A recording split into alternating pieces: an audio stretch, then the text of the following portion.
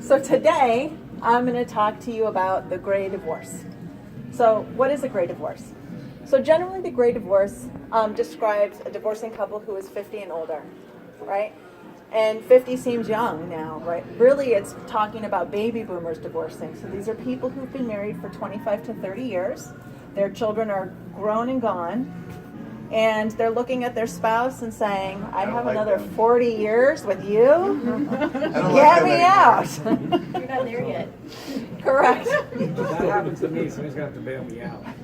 Well, and the problem, and so what I'm going to talk to you today are about special considerations that go along with the gray divorce, because generally the primary breadwinner is at the apex of their career and on the way down. They're probably earning the most money they're ever going to earn, but they're also just going to split all their assets right now.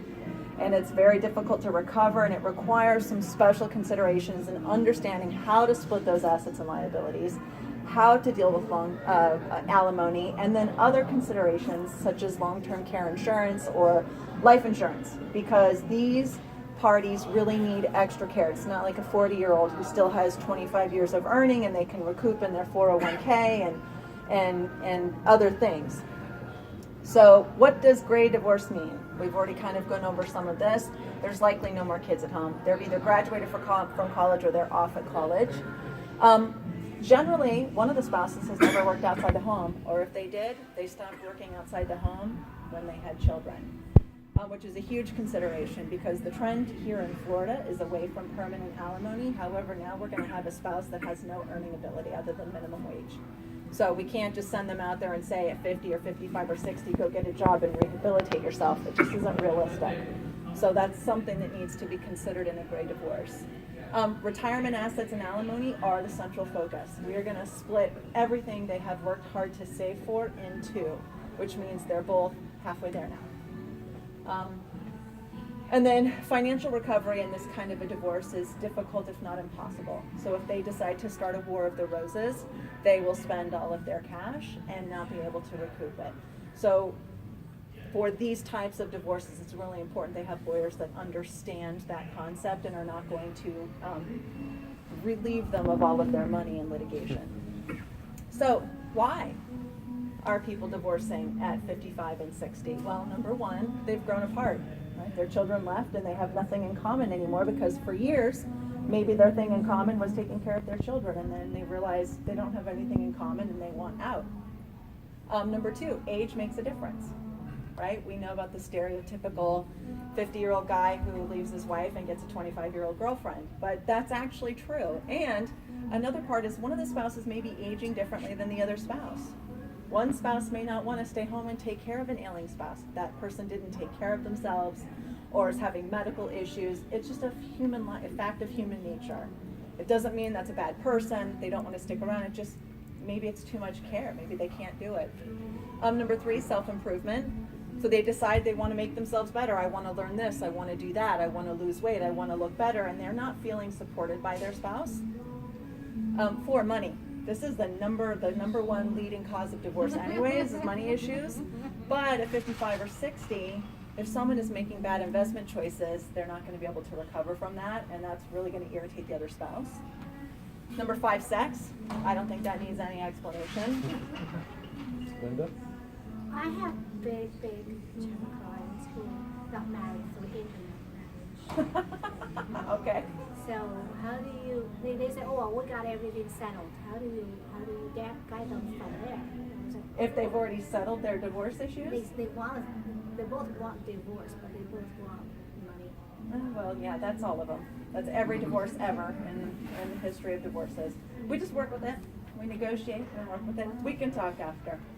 And then number six, which is what I think it kind of encompasses all of these other concepts, is they're living so much longer. About 50 years ago, people were only living to 50 or 55 before somebody died of a heart attack. That's just the way it was. And then whoever survived went on to live a nice long life with another husband, or maybe several husbands, or another wife, or maybe several wives, who knows. But now people are living till their 80s or 90s or even into their hundreds. So people are looking at their spouse right now and saying, I don't want to spend another 30 years with you. And might not be anything wrong. It just might be a fact and they're ready to move forward. So some special considerations for the great divorce. Number one, the primary breadwinner's income is complex. They may receive stock options as a component of their income, restricted stock. They may receive ownership interest in a company.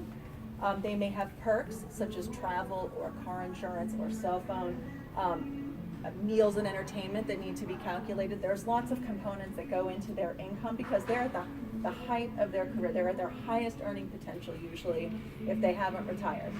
And so all of that needs to be captured in the divorce, and then some of it, for example, restricted stocks, are going to be split in the divorce. That's part of the asset split. But you want to capture all of the income because alimony is going to be very important for the spouse that doesn't work or that needs alimony.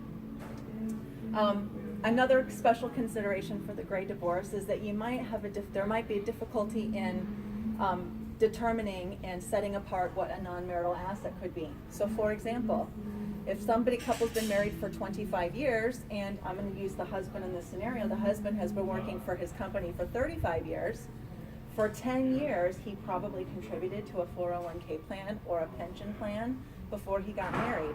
However, he may not have records going back 25 years proving the non-marital component, because a lot of times what happens is companies merge, they change the name, they get sold, and the new company doesn't necessarily keep track of all of those old records.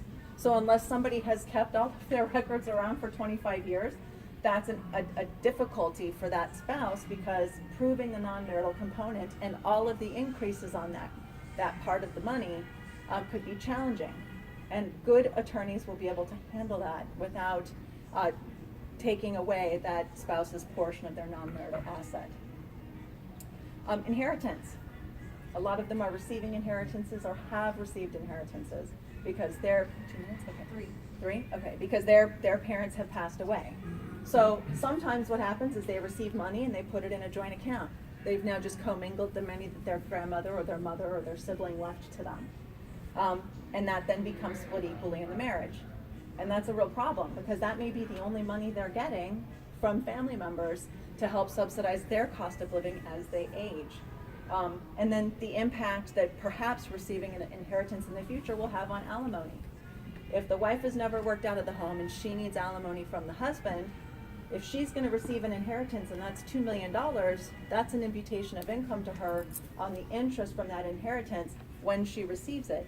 So alimony becomes an issue, or it has to be considered and thought about at the time of divorce. Social Security. So if we have one spouse that has never been the wage earner or earned very little money, and they've been married for at least 10 years, which usually they are, they can take on the other spouse's Social Security amount. So if the breadwinning spouse is going to get $2,300 a month from Social Security, the non-breadwinning spouse can get the $1,150 or whatever half of $2,300 is, $1,150. And those considerations need to be made. And when is that spouse going to start taking? We all know that if you wait and start taking at 67, you get the maximum amount you're entitled to. But if we're talking about an alimony claim, are we going to try and force one spouse to take money at 62 just so there's more income coming into the family? Life insurance and long-term care are I'm going to lump them together. Life insurance is going to secure the alimony obligation, because if there is a non-income earning spouse that's receiving alimony and the payor spouse passes away, they have suddenly no income. And so life insurance is going to secure that income stream for them. But something new that's going to come up for them is the cost of long-term care, because long-term care isn't something you start paying for at 40. It's something you might start paying for at 50.